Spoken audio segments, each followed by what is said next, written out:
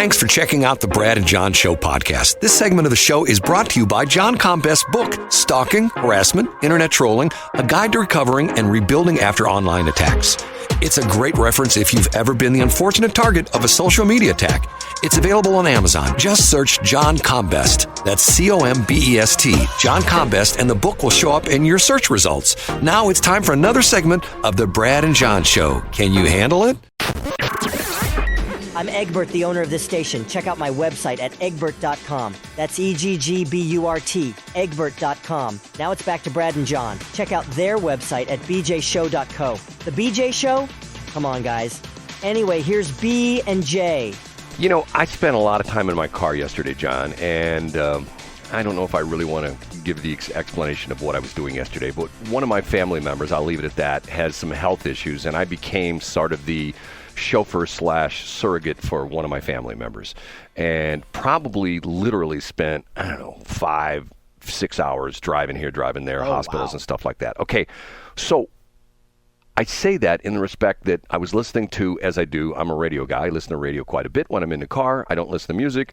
I just don't, not anymore. I used to, but not anymore. I'm sort of burnt out on music. Not that I'm burnt out on radio stations that play music. It's just I go through things like this. For a while I was like a huge country fan. Now it's to the point where I turn on the radio, if I listen to WIL especially, it's like every song to me is pretty much the same. There's no difference, and I think it's gone back to the sort of the bro country.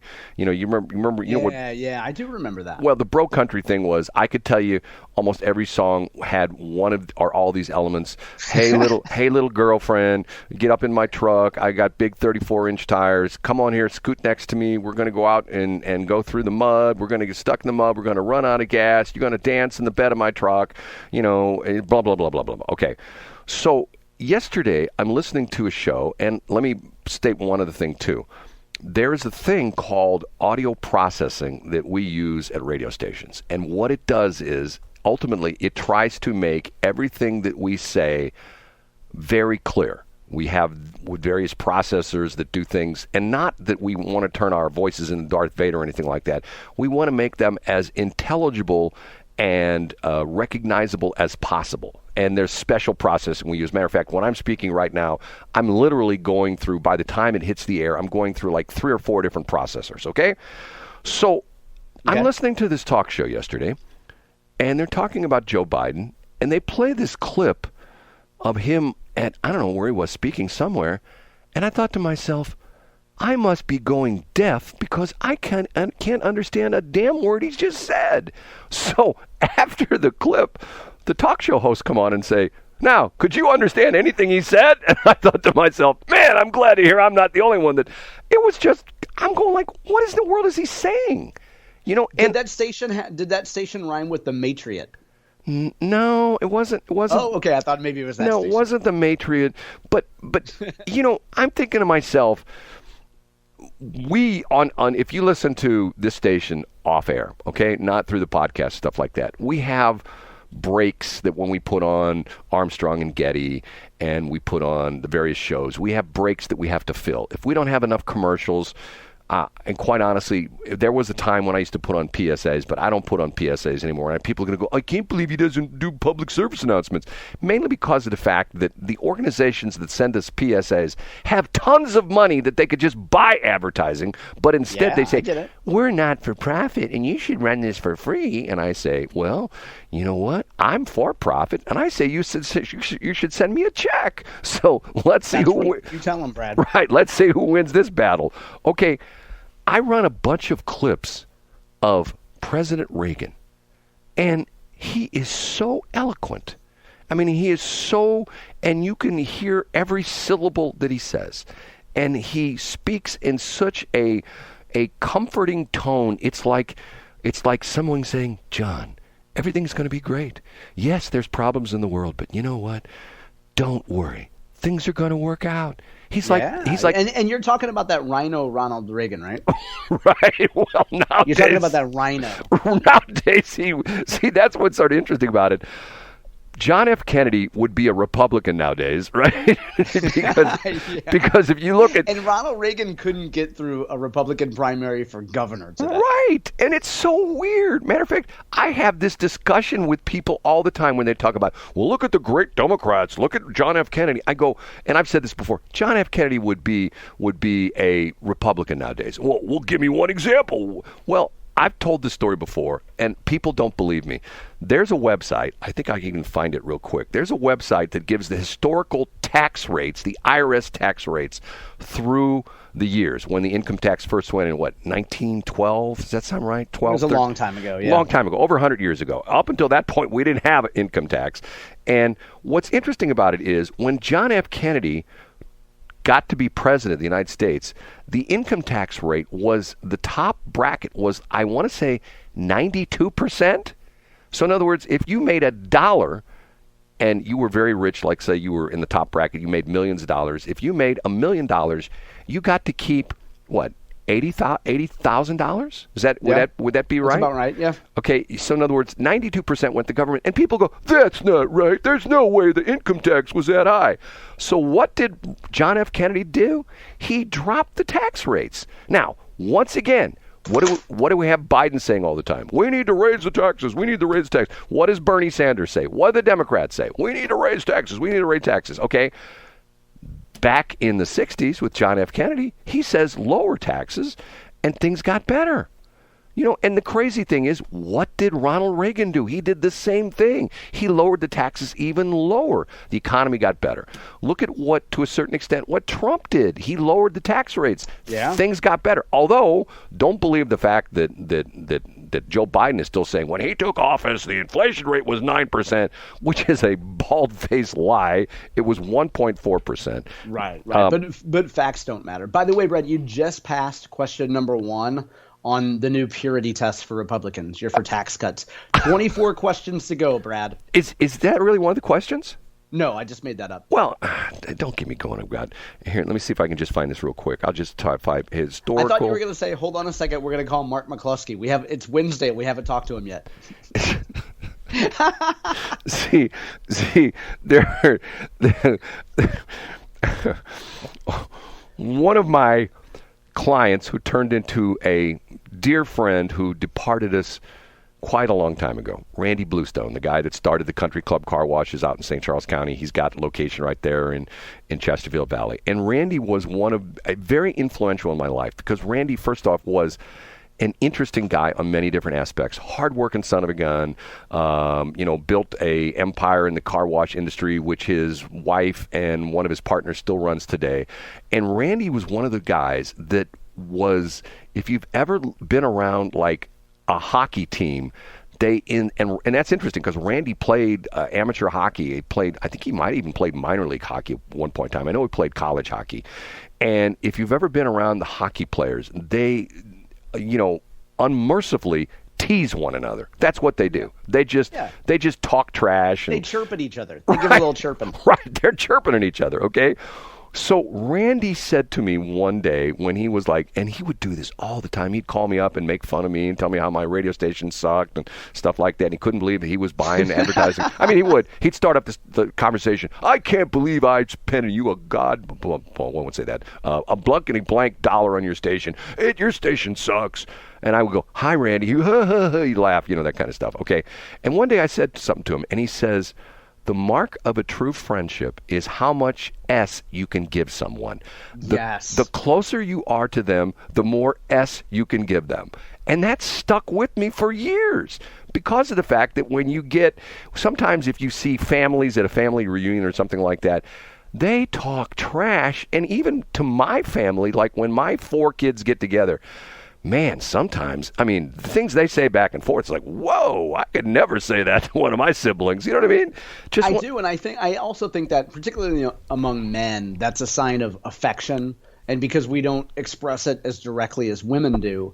Like, the example I use all the time is if I walked into a restaurant and there were three buddies of mine from college, the expletives that would come out of their mouth of "look at this," and I'm from the era, Brad, where we used to question men's sexuality as a term of endearment, and so they would use several phrases that would be, that you couldn't say out loud in public today, but it's because it's an expression of affection. And Brad, speaking of that, a listener texted me yesterday who's involved in the political world, who will be, I'll keep them anonymous, but they said, hey, on tomorrow's episode of the BJ Show, please make fun of the way Brad says milk.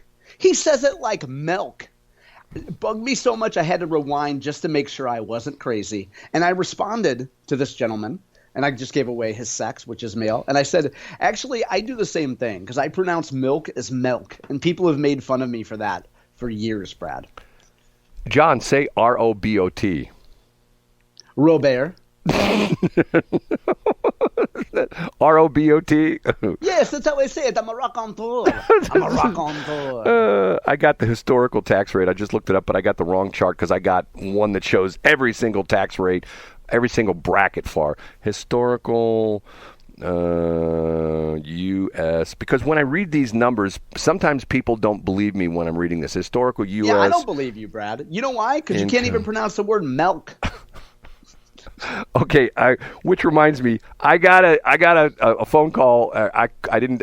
Sorry, income tax rates. Let me see if I can find that. Here's one.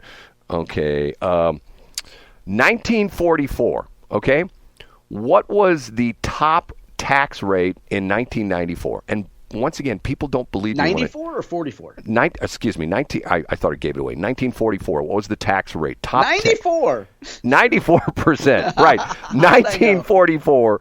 The top tax rate was 94%. From 1945 to 1963, the top tax rate, almost 20 years, the top tax rate was 91%.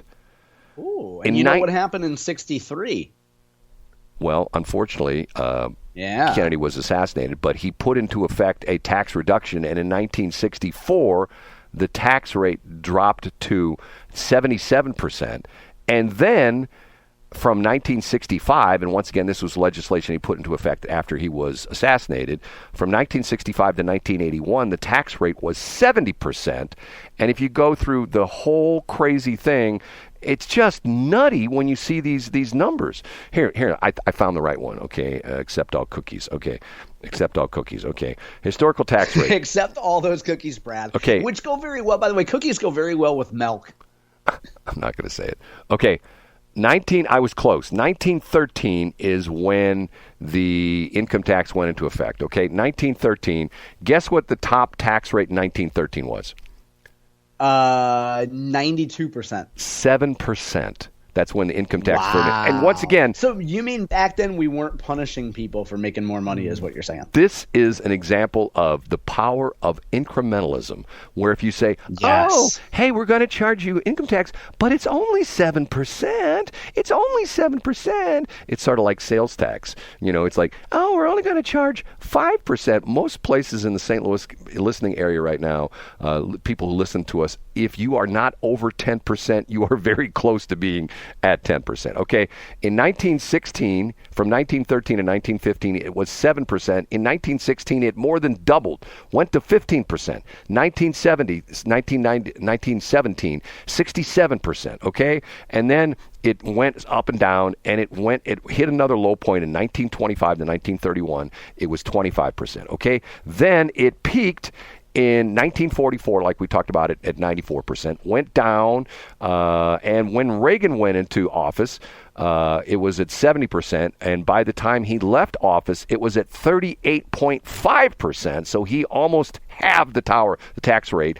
And what he still had going on, he still had decreases after he left office from 1988 to 1992. In 88 to 90, it went to 33%. In 91 to 92, it went to 31%. Now, in 1993, guess who took office?